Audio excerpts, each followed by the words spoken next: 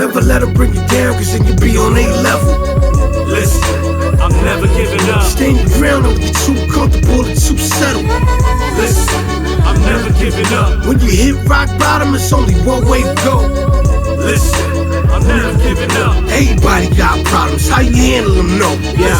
Listen. Hey, I'm John. I'm Jonathan, and welcome to The Formula. The Formula is about identifying that ick factor that make players stand out. We will interview coaches and players, doing specialized workouts, and trying recipes that help the best of the best get game ready. This episode today is about us introducing ourselves to the world. This is our first podcast. Been a long time coming. We worked really hard on this. Mm-hmm. And thank God for our awesome producer, Nicole Embry. She's amazing, man. You guys got to meet this young lady. Shout out to Nikki. Absolutely. New York, stand up.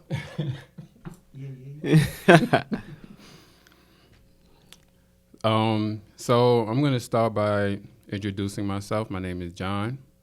I was born and raised in Hempstead, New York. Shouts out to Long Island. I've been in Charlotte, I want to say around 3 years. All right. 3 years-ish. And I have grown to love it, grown to love Charlotte. And so as far as my background in sports, high school, I ran track, played basketball, played football.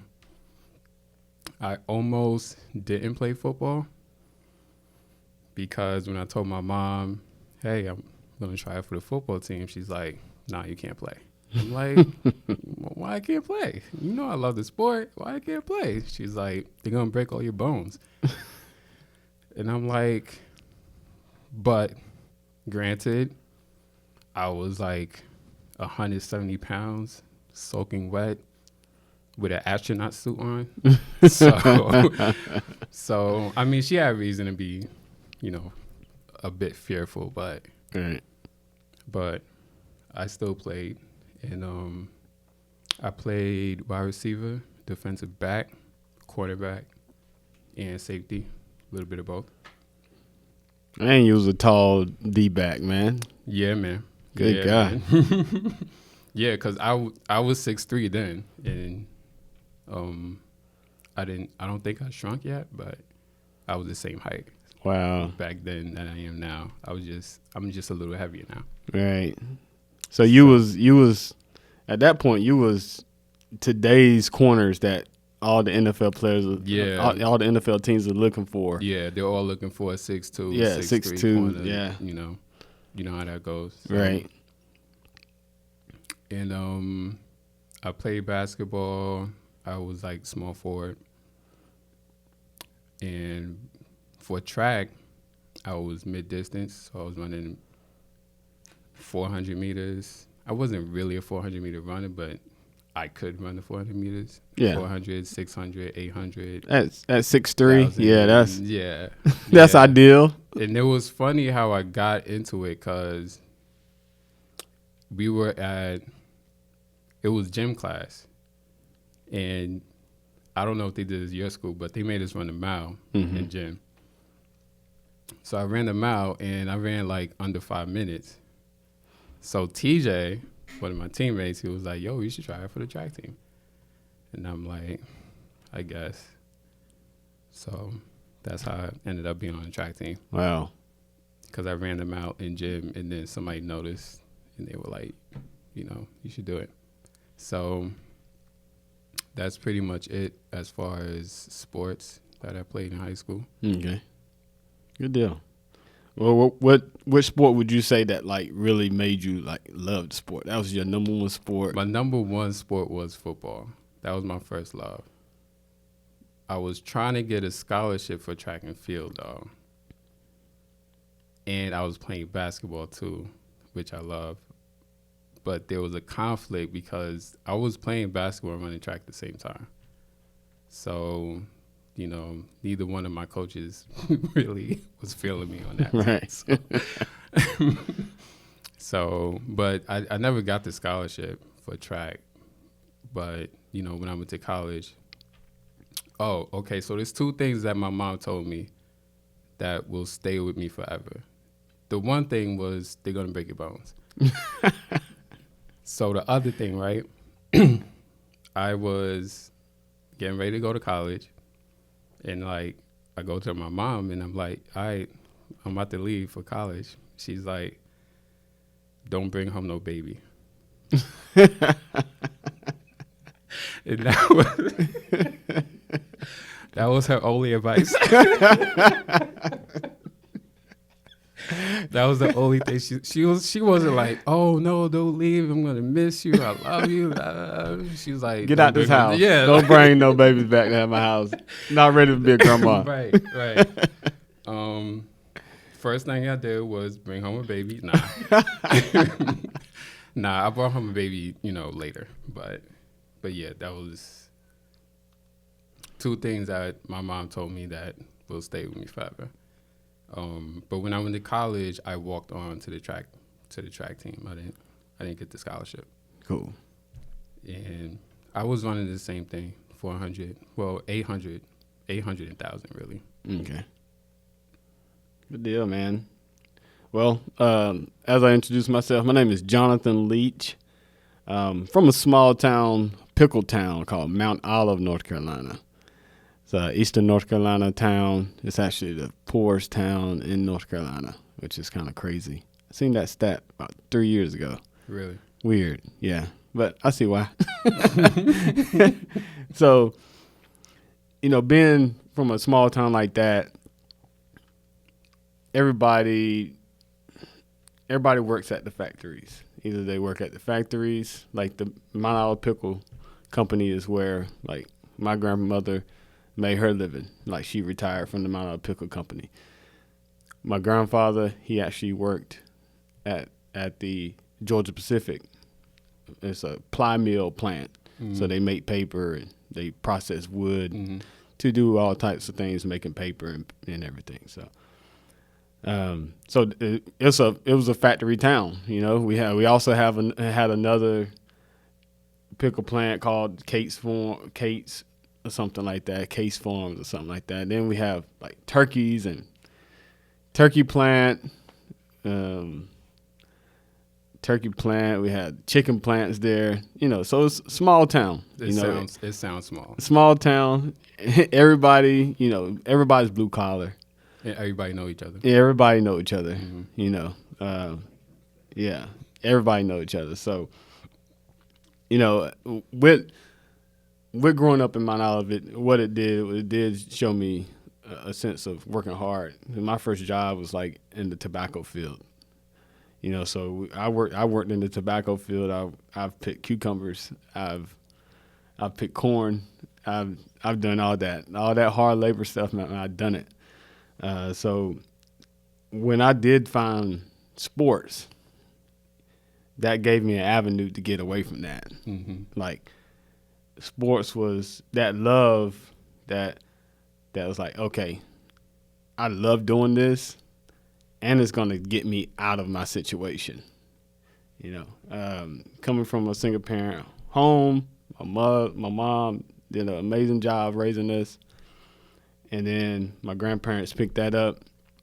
And coming from that kind of environment, man, I wanted better for my kids. So I knew that Mount Olive wasn't going to get me what I wanted for my kids, and the experiences that we should experience, and that wasn't going to happen in Mount Olive, North Carolina. Right.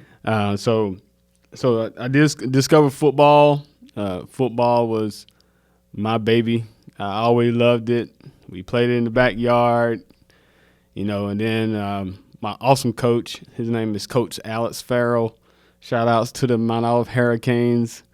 Coach Alex Farrell is actually still coaching football to this day. The same organization. So he started when back in the day it was the Boys and Girls Club League before there was the recreation, right? Recreation leagues around. So it was the Boys and Girls Club League.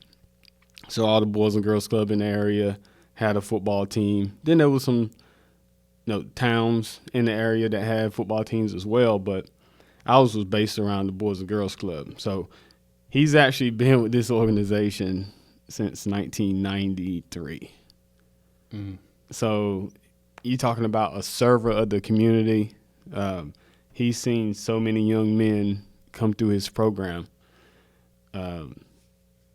It's amazing. And he's coached an NFL player, Greg Warren, which was a year older than me. He played for the Steelers. He played long snapper for the Steelers for 12, 13 years. Made millions, been a long snapper. Came through that program, and we just had so many guys that he was the father figure for. And so he came out to the projects. We lived in the projects. He come around to make the rounds, and hey, you want to play football? You want to play football? I'm there. I was there. Nice. So he would just go around town. Yeah, absolutely, because Mount Olive is a hotbed of talent. It's just about getting them to the right people. So, so thank God for him that he came out and he recruited those kids from the projects. So, it was just a walking distance to get to the football field. So we walked to practice every day. So that was great. Just finding that love. And then after starting to play there, I played football. I was the youngest player to start on that team. I was 10 years old. So the age group back then was 10 to 12. So I was 10 years old with these big guys. Playing fullback.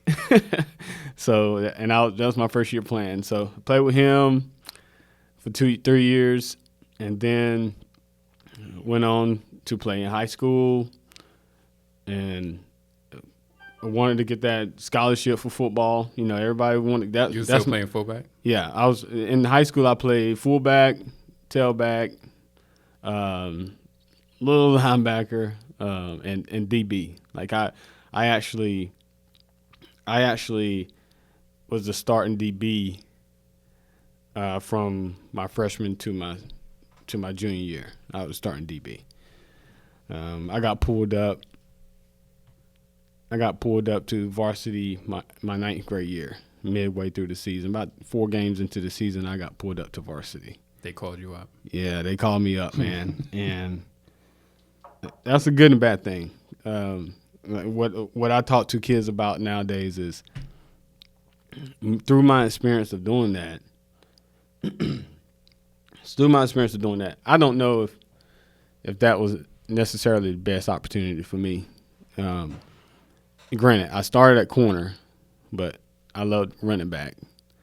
So I didn't get to play running back because we had a track star of a running back that ran like a 4.3. He ran like a 9.5, 9.6 something in the 100 meters. No way. Yeah, dude. So that is crazy fast. Yeah. So he was. We had a fast. He was blazing fast, and I wasn't that fast. Right. So ain't no way you was taking his spot. No, not at all. He's in the States. You felt like going early was. You felt like you should have waited. I probably should have waited to sophomore, junior year. Yeah, I would say my junior year. I would say should have waited maybe my junior year before I went up, because granted I did a great job at corner. I started for 4 years, but my bread and butter is football, man. Give me the football, let me run the rock. Right. But the opportunity wasn't there because we had a track star as a running back. So. He wasn't a better running back than me, but he was way faster than me. So, then I got blessed to get a football scholarship. That was a major accomplishment for me because, I told my mother, I promised her that, and my family is, look, I'm either going to the military to get out of Mount Olive or I'm going to get a football scholarship. I'm hoping for that football scholarship, but all else failed. I'm going to the Air Force. So I did get the football scholarship at Catawba College. It's a Division II college here in Salisbury, North Carolina, about 45 minutes from Charlotte. And Played 4 years there. Had a great time. There, and once I came away from Mount Olive to Salisbury, closer to Charlotte, I knew that this is the kind of life that I want for my family to have more exposure, a whole lot more to do, and an opportunity to make more money here. So that's what brought me to Charlotte. And Charlotte has been great to me, as you stated. A great city. You got sports town. We have the Panthers here. We have the Hornets here. The Knights. It's amazing. I love it here because there's so much to do all the time. Now, right now, what I do with sports is, I officiate football. I mentor some kids in the area as well. So I do some officiating for high school and middle school, and I'm dabbling a little bit in college right now. And so it's pretty good, man. I just wanted to get back. Are you officiating volleyball? Not officiating volleyball. That's an inside joke. What are you officiating? I officiate in the Charlotte area. Football. I do some basketball, like rec ball sometimes, but mainly football. Football, we have all the Charlotte area, down to like down to Gastonia and near Salisbury. And I mean, we got. So you're kind of all over. All over the place. Nice. All over the place. Yeah, so what we want to accomplish with the show is we want to give you guys an insight on how coaches and players think, how they go about their business, what makes them great, because there is a big difference between a good athlete and a great athlete, and that isn't always, the greatness don't always happen on the football field or the field of play. You agree with that? It's what you do off the field, how you take care of your body, how you take care of your mental being. So a lot of it has to do with off the field. Right. What you're doing off the field. Right. And the great thing is, with both of us being athletes, we know that process. And, we know that process of being great. We've seen the great athletes. We've been that great athlete. We've seen the good athletes, and we've seen the ones that could have been better. And on the other side, we've also seen and experienced coaches that could have been better, mm-hmm. and we experienced some great coaches as well. So with this podcast, we will get a chance to talk to those coaches, talk to those players, and see what made them tick. Yeah, and we're going to get into different diets, because what you put in your body is really that's probably going to make the biggest difference. So it's all about being healthy, living a healthy lifestyle. Mm-hmm. When you look at professional athletes, they all have like nutritionists and dietitians or whatever. So that's probably going to be one of the most important things that we're going to try to get into. Mm-hmm. I know I need to work on myself when it comes to my diet and, how I'm living or whatever. So hopefully I could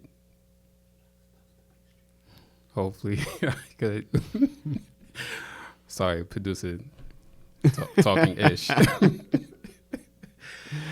So hopefully you guys, the audience, you can help me, and hopefully we can inspire you, and we can help each other to live that healthy lifestyle. And I'm not saying we all have to be vegetarians or whatnot, but the little things here and there can make a difference. Mm-hmm.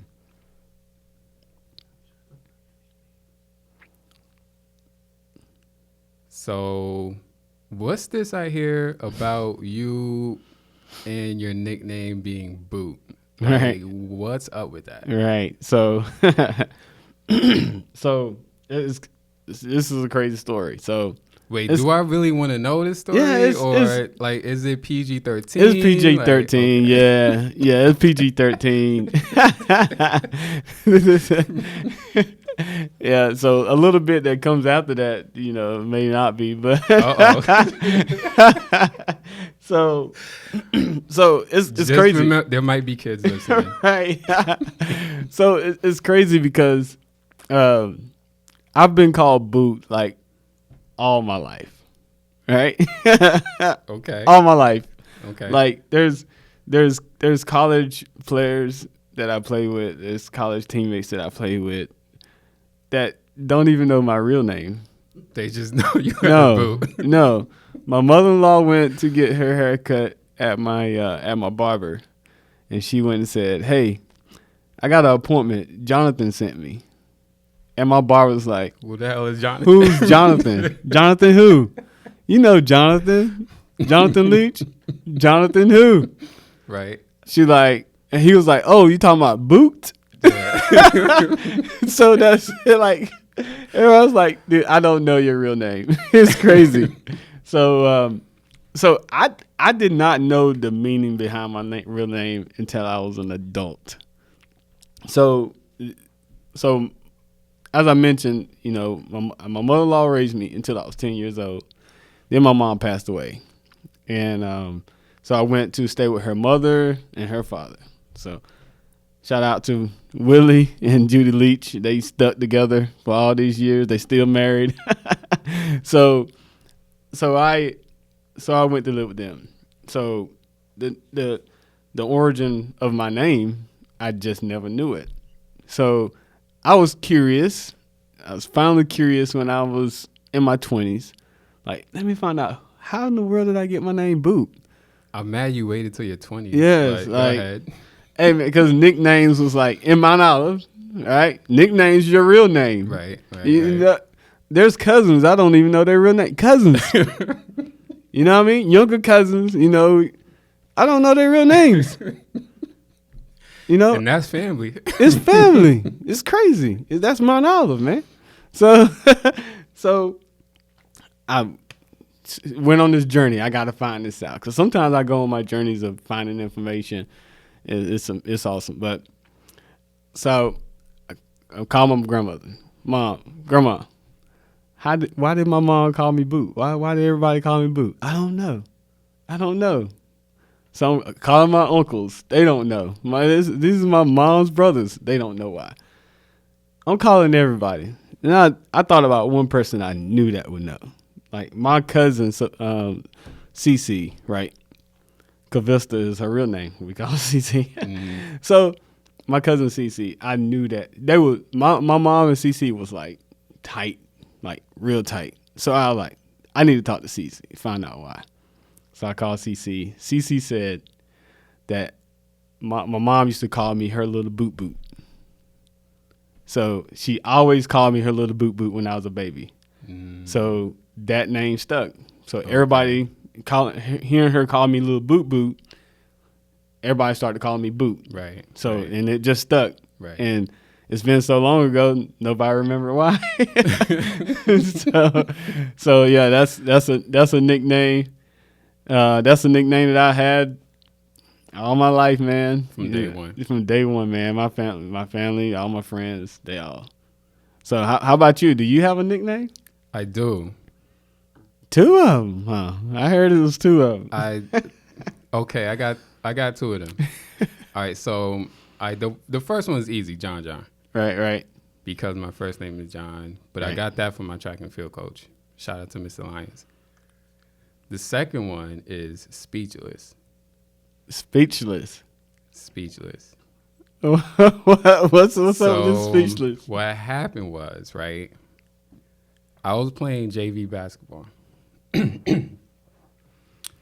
So we traveled with the varsity team because we play the same schools. Right. We have the same schedule. So anytime we have to go for an away game, we're all on the bus together. Right. Varsity and JV. So I get on the bus. I'm sitting in front of the bus by myself, minding my business. I'm to myself. And one of the varsity players gets on the bus, and he's like, "Yo, what's up with you?" I'm like, "Nah, I'm good." He's like, "Why you so quiet?" He's like, "I'm good." So he's like, "Yo, you speechless." Speechless. Because I was so quiet. I'm still an introvert, like naturally. So again, doing this podcast is just really weird to me, but hopefully it'll help me get out of that shell. Gotcha. So yeah, so that's how I got speechless. Shout out to OD Muggs. He was the one. OD Yeah, that's his well, he does music, so that's his stage name. Awesome. But That's awesome. So that's how I got speechless. Cool.